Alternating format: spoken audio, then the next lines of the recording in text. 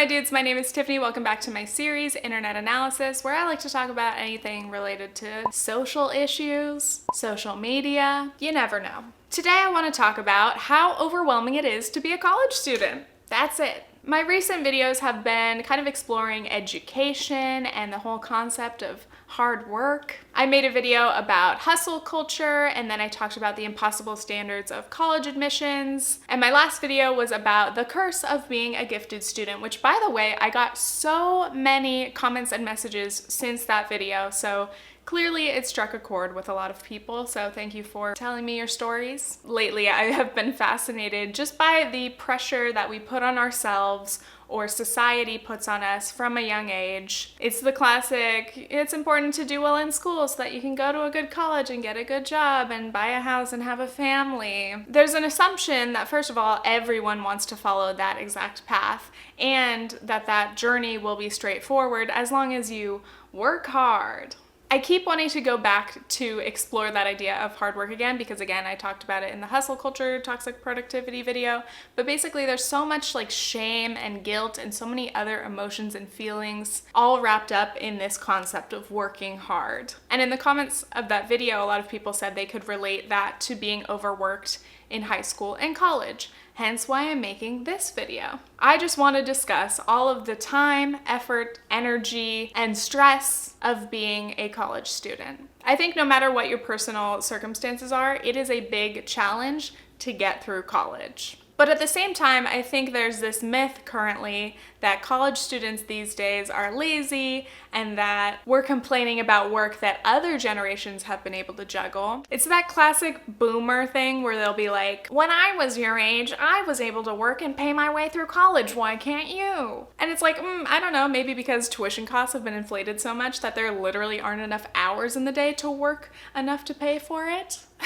Maybe that's it. But anyway, this is not a millennial versus boomer comparison, and this is not a competition for us to see who takes the most credits, works the most hours, sleeps the least, and still survives. So in this video, and in a lot of videos in this series, I just want to take the time to acknowledge and highlight some specific struggles. I see you, I feel you, and that is how I know these are Titanic lyrics. Everyone has unique challenges, and there's no point in directly comparing my situation to yours, but at the same time, a lot of us are going through the same thing. So let's just gather around the campfire and sing our sad college kid song. Raise your hand if you've ever sacrificed physical, mental, and/or emotional health to overwork yourself into an extremely depressive state of mind that takes days to recover from in hopes to be happy with a result, knowing it's probably not gonna be worth it in the end. That is such a good video, by the way. I definitely recommend you guys opening that in another tab and watching this after this video. It's about burnout, and it touches on that whole glorification of overworking yourself. Dude, I had 6 hours of homework last night and didn't get to bed until 4 a.m. You think that's bad? The other week, I had 3 tests to study for, so I pulled an all-nighter and only drank coffee for 2 days straight. Again, it is not a competition. Why are we bragging about not taking care of ourselves and putting too much on our plates? I think what it is that we feel compelled to do these things and juggle all these things and maintain them, and then instead of being honest and admitting that we're struggling, we would rather just pretend everything is great. I actually love challenging myself to the point of exhaustion. So let's get into the typical college workload. I was inspired by this triangle. Choose 2: good grades, enough sleep, or social life.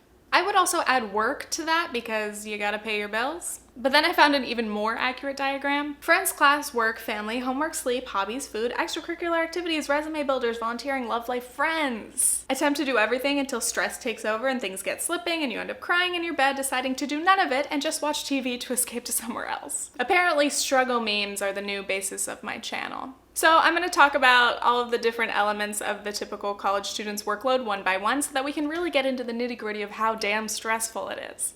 It's gonna be a fun video. But before I jump in, you may be wondering where my earrings are from. I often get comments of people asking. Today's earrings are brought to you by today's sponsor, which is Ana Luisa. Now, what does jewelry have to do with today's topic? Nothing. But I am wearing it and it looks damn cute. So first off, I have this beautiful pair of clouds. I like most of my jewelry to have a little bit of quirk. I guess I'm not like other girls. No, I'm just like anybody else who likes an interesting pair of earrings. They also sent me these beautiful, simple hoops for when I'm not feeling so quirky, when I want to look a little elegant, when I want to look like an adult woman who wears hoops. And these are those classic, dainty little layerable necklaces that just look really cute with anything. Ana Luisa uses 100% recycled gold in their products, which is really great because in case you didn't know, gold mining is terrible for the environment. Did you know that creating one gold ring generates 20 tons of waste? I can't even fathom that amount. What I love about these pieces is that they are high quality but still relatively affordable. And in terms of sustainability, obviously sourcing materials is one element, but also it's important to buy higher quality things when you can so that you can keep them for as long as possible instead of buying cheaper things that are more likely to break and less likely to be recycled. P.S. Ana Luisa also includes a 1-year warranty on every product. If you guys are interested in checking them out, please click the link in the description and you can use code Tiffanyferg10 for 10% off. Thank you so much for sponsoring this video. Let's continue. Anyway, I want to go back to that triangle and I'm going to go through point by point. So let's start with good grades. That's a rather straightforward one. Some people are in the C's get degrees mindset, so they're not very focused on getting good grades in college. They're just trying to pass their classes, which is totally fine. And honestly, if all you want to do is get your associates or your bachelor's, then that's all you need to do. But GPA matters if, you're going to be trying to transfer or if you're going to apply to grad school. So I think a lot of people in college do actually care about their GPA. However, don't forget you are paying for college. I can understand trying your best and getting lower grades in a couple of challenging courses, but intentionally not trying is pretty lame. Obviously, the main point of being in college is going to class and learning. But your course load largely depends on your major because it is no secret that some majors really are a lot easier than others. Some majors have course loads that are just absolutely ridiculous, like I assume pre-med would be. I can't even imagine that. Hey, just realized I made a whole video about college and forgot to mention that I myself am still a college student. I'm a media studies major. Just wanted to say, But regardless, you have actual class hours, you may have labs, and of course you have the reading, studying, writing essays that goes along with all of your classes. We are all well aware how much time it takes to do schoolwork, so I'm not going to get too deep into this. But I just want to acknowledge that this is just one piece of the puzzle of things that you have to juggle. Are you puzzling? Juggling puzzles. Okay. Next, let's address the social corner. College is supposed to be the time of your life where you meet your best lifelong friends, and for a lot of people, that is not the case. I really struggled to socialize and make new friends when I was a freshman, and still to this day, because I am introverted and honestly pretty lazy.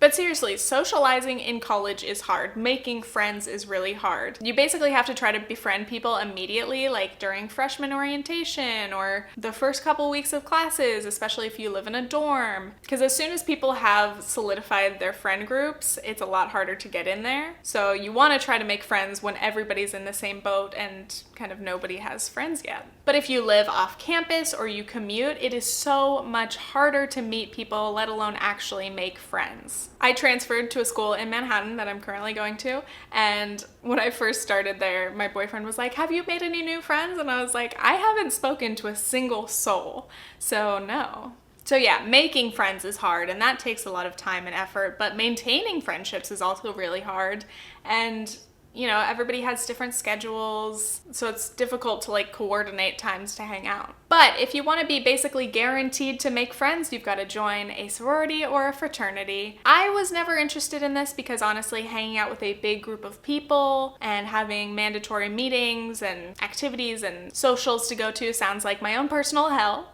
but that's just me. I can understand the appeal though, if I weren't so introverted and lazy. Really though, I've heard from a lot of people who truly do love, their sorority or their frat, and they do make lifelong friends, so that is great. But what I've heard from my friends who have been in sororities is just that being in Greek life is a huge time commitment. If you guys have any Greek life experiences, good or bad, to share, comment down below. In college, there are also clubs, or you could join student government. Like my little brother, for example, is a senator at his UC, so that's really cool. It's a great way to meet friends, but it's also a responsibility and a time commitment. So it's like socializing and being a responsible student in one. But again, out of that triangle of things that you have to choose from, socializing is probably people's most preferred activity and something that they wish they had more time to devote to. So it can be really tough, again, striking that balance where you're like, okay, I want to socialize, I have friends, or maybe I don't have friends and I need time to make friends, but you don't want to spend too much time socializing and then let your grades slip or any of your other responsibilities. So yeah, it's super fun. You can't have it all. Oop, cracked my arm. Next tip of the triangle, let's talk about sleep. In general, colleges in America have a sleepless culture. It is totally rampant. International viewers, let me know if this is similar to your country. All-nighters happen all the time, especially during midterms or final seasons. It's normal to see people take quick naps in the library instead of leaving so that they can actually sleep. But this is a serious problem, and I feel like we don't treat this as we should. People are like joking about never sleeping, and I'm like, you're not okay. What about your brain? I mean, I pulled all-nighters every week for the majority of my college career. And did that make me happier? No. Did that make me smarter and more successful and help me make better decisions when I was running on absolutely no sleep?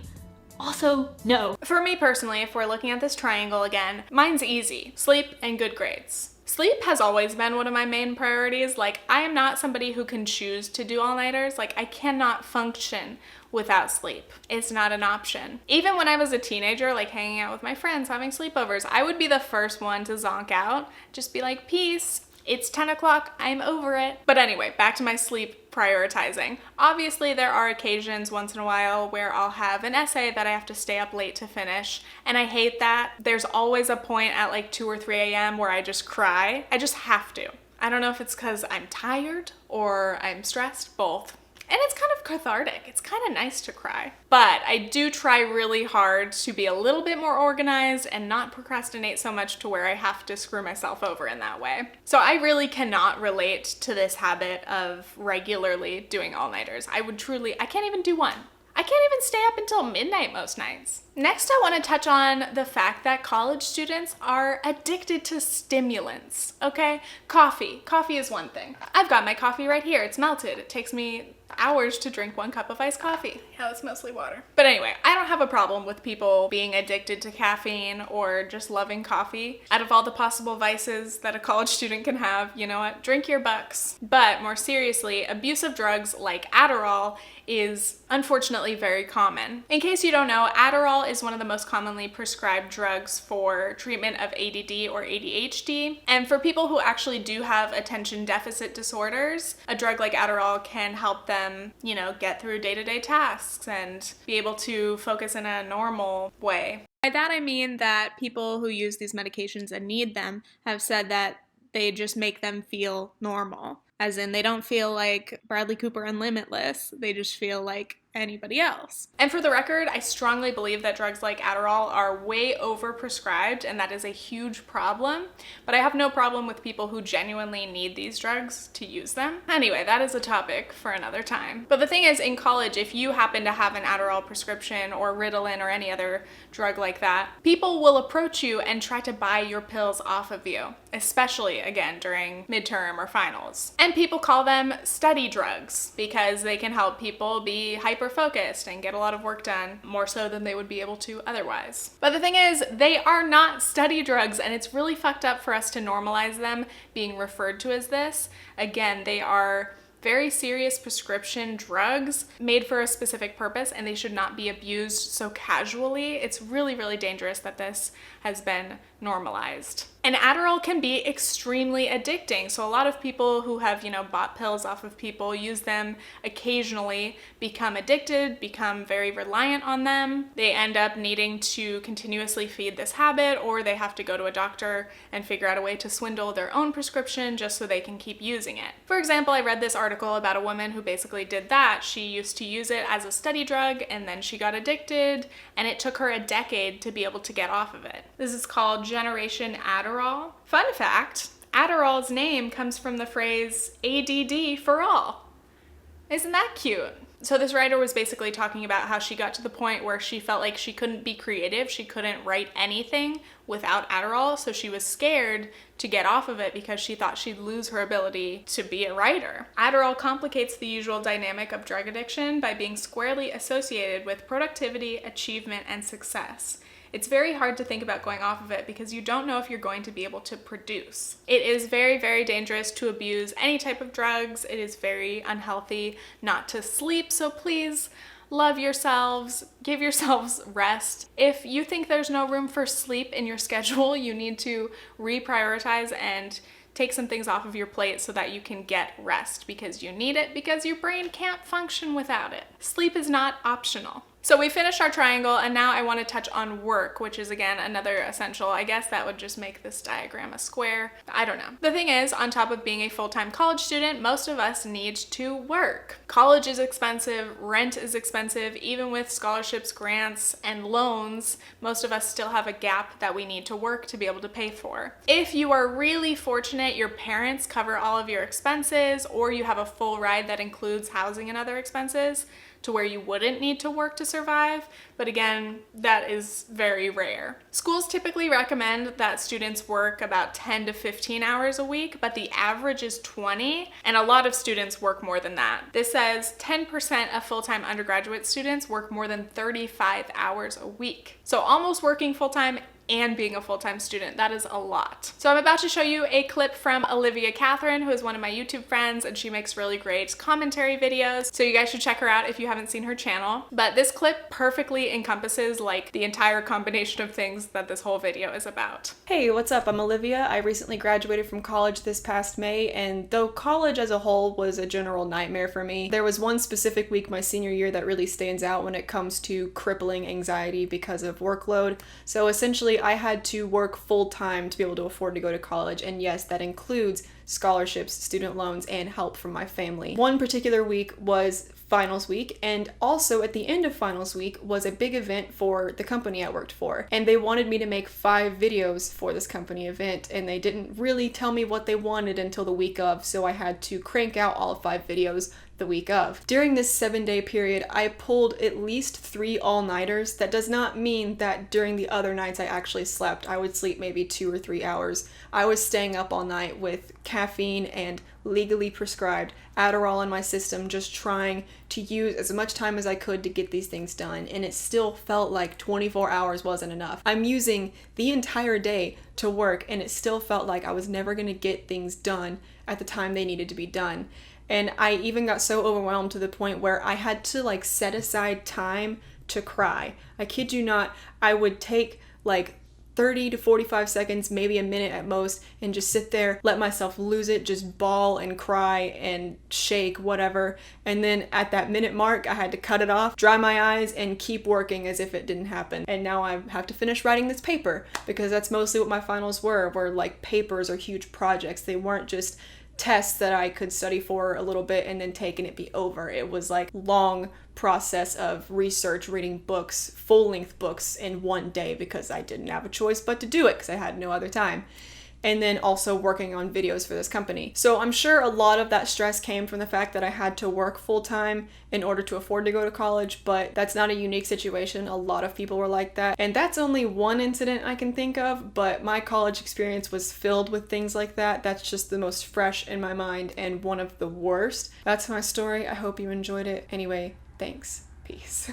And now, related to work, you have internships, which are, a good chance to get some work experience. Sometimes they are required to graduate, sometimes they're just highly recommended because, again, it's good to put on your resume, gain some skills, it's good to potentially get a foot in the door and maybe get a job offer for after graduation. Good times, right? So you can just replace your part-time job with your internship and you're good, right? Except that many internships are unpaid. So they're asking you to commit, at least 10, 15 hours a week of your time in exchange for nothing except a few credits. Unpaid internships are a huge problem because obviously very few people can afford to be able to take an unpaid internship. Naturally, the only kids who are going to be able to do that are the ones who don't need to work for money, so they're more privileged in whatever ways. Other students would be forced to do an unpaid internship and then still have a paid job on top of that, which again, you just run out of hours. There are not enough hours in the day or in a week to be able to do all of those things in addition to being a full-time student. On that note, money and privilege play massive roles in a student's ability to graduate. Affordability is a huge issue. It is really hard to be able to afford tuition, rent, books, and other expenses. And naturally, it's a major source of stress, It's really hard to focus on schoolwork when you're working too many hours or worrying about if you're going to be able to pay your bills. That is actually the main reason that people drop out of college, because they either can't afford it or they can't continue to balance studying with having to work the amount of hours that they need to. Children from families earning more than $90,000 have a 1 in 2 chance of getting a bachelor's degree by 24. That falls to a 1 in 17 chance for families earning under $35,000. In other countries, tuition not only tends to be more affordable or even free, but sometimes students are given stipends for housing or other expenses. They're basically being paid to study. I mean, it's like those countries actually want their students to focus and do well in school. Imagine that. For example, in France, there's a CAF, which is basically a state assistance fund, and a thing called the APL, Aide personnalisée au logement. Yes, I studied abroad in France. I also haven't spoken French in like 2 years, so. But anyway, the APL is a housing subsidy which is available even to international students, and it basically provides a refund of usually around 100 to 200 euros per month for rent. So obviously that makes it a lot more affordable to be able to pay your rent while you're a student. Shout out, France. Moi, je m'appelle Tiffany. Je viens de Californie. Ouais, j'adore la France. J'aime les fromages végétaliens. I miss France. Another great example is the Danes. Every Danish student receives about $900 per month under a scheme known as SU. The generous financial support does not need to be paid back even if students drop out, and the only major requirement for students to receive the full amount is that they do not live with their parents. That sounds incredible. Wow. Imagine being able to go to school and not worry about how you're going to pay for school or how you're going to pay for your living expenses. We would do so well. Meanwhile, in the US, of course, we know how expensive tuition is, but also a lot of students really struggle to find affordable housing. Sometimes there's a lack of housing available, like there's just way too many students in a town and not enough housing units to go around, so sometimes students are forced to stay in dorms, which are notoriously expensive, so much more expensive than renting a room off campus, because there's no other option. My brother paid so much money for a triple. His room was so tiny and there were 3 people in it. That's another thing. In other countries, you guys don't share dorm rooms. By the way, my little dorm room when I studied abroad in France, have I mentioned that I studied abroad in France? My dorm room was so cute and it had a little private toilet and I just got to chill by myself. I feel like that's how we should do it here. Sharing dorm rooms sucks. Like, yeah, people are like, oh, it's fun to socialize and have a roommate. Not really. Anyway, back to serious things. Sorry, getting distracted. Homelessness is actually a really big problem among American college students. Many homeless students choose to live in their cars. So there's this example, 1 in 5 college students are homeless at Cal State's Humboldt, and it says within the Cal State University system, an estimated 50,000 students throughout the system are homeless. What about taking out loans to pay for rent? A lot of students, that's what they have to do. They take out loans. That pays for their living expenses. Students face impossible choices between food and shelter, between a tough reality in the present and potentially unpayable debts in the future. And while looking for that clip, I found an alarming number of people making van life or living in my car homeless college student videos, which, hey, get your coin. get that AdSense, but also it is fucking sad that students are forced to live in their cars and be homeless while being students. I mean, if you want to do van life voluntarily, all the power to you. But I think a lot of this is out of kind of a lack of other options, not really choice. So on that note, I wanted to talk again about how affordability or not being able to afford college can cause people to drop out. This says about 1 in 3 students who enroll in college never earn a degree. Affordability is probably the biggest factor prompting dropouts. The most effective way for colleges to spend money may simply be to give it to students, not just to pay for tuition, but also to cover living expenses. So again, when we go back to the French model or the Danish model, tuition is only one part of the equation. People, students, need help in covering living expenses. You can't assume that every family or parents have the money to help their kids pay for housing and other expenses, okay? One strategy involves expanding the definition of financial aid to help with unexpected problems, like a broken down car or a laid off parent. So this school called Laverne has set aside $1 million for seniors who are close to graduation but encounter a financial hurdle. That is amazing because I feel like there are not enough resources for students, and the financial aid system can be really complicated, and a lot of times there's nothing they can do to help you. And it's just so terrible that somebody may just have a financial emergency or any other kind of situation come up and then not be able to graduate. The last thing I want to touch on is burnout. So after listing all of these various things to juggle, clearly they can be really stressful. The combination of all of these things is a lot. And then if you have any mental or physical health issues on top of that, it can be nearly impossible to keep up all of these things. So really quickly, I want to introduce something called the spoon theory. And I want to touch on this because I think it's a really great metaphor. And if you haven't heard of this before, it can be really helpful in understanding what it is like to live with a chronic illness. A spoonie is a person who has limited energy caused by a chronic illness. And more specifically, it's a person who identifies with something called the spoon theory. So basically, the spoon theory works like this. Let's say you have 5 spoons. So spoonies have very limited energy and they have to be very careful about how they choose to use their energy. They use the spoons to represent the amount of energy that it takes to do each specific task. You get up in the morning, you get out of bed, you take a shower, you eat breakfast, you get dressed, and you have 1 spoon left. So even the most basic tasks like waking up and getting ready in the morning can wipe out a person's energy, and it can be really difficult for them to do anything else in the day. Let me be clear, the spoon theory is for people with chronic illnesses. I am definitely not trying to reappropriate this metaphor. I just really appreciate that. And again, if you hadn't heard of that, I just think it's really interesting and it's a great way to make people a little bit more aware of what it's like to live with a chronic illness. But I'm bringing this up because I think that we would all benefit from thinking of ourselves as not having unlimited energy. Because again, those of us who don't struggle with any kind of a disability or a chronic illness, it is important to acknowledge, that we are grateful for our physical privileges, healthy bodies, for everything that we are capable of doing. But even the healthiest person physically has limits, and we shouldn't think that we can have this unlimited stream of energy. Like for me, I am honestly a pretty low energy person and I do tasks very slowly. So over the years, I've had to lower the bar of kind of my expectations of what I can get done in a day,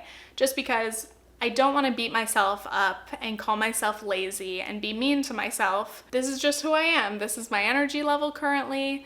This is my ability to get however many things done. I used to beat myself up for not doing more within a day, but now I'm just trying to be more wise and know what my limits are and get things done at a pace that works for myself. I do want to push myself to get things done when they need to be done, but I don't want to overextend myself, and I want to be kind to myself. It is really important to have a work-life balance. If you push yourself to exhaustion, you're going to end up in a worse place than if you had just said no to a few things. I think a lot of us are scared of saying no. We feel like we should say yes to everything, take every opportunity, anything that anyone asks of us, we should do it. But we can't do that. We cannot do that to ourselves. We need to deprogram our brains because we are not only valuable when we're being productive. That is such a toxic mindset to have. We are allowed to rest and chill and watch Netflix and do nothing and play games and lay around and have a day off or a night off or even just an hour off. It took me like 21 years to learn this, but the time that you sleep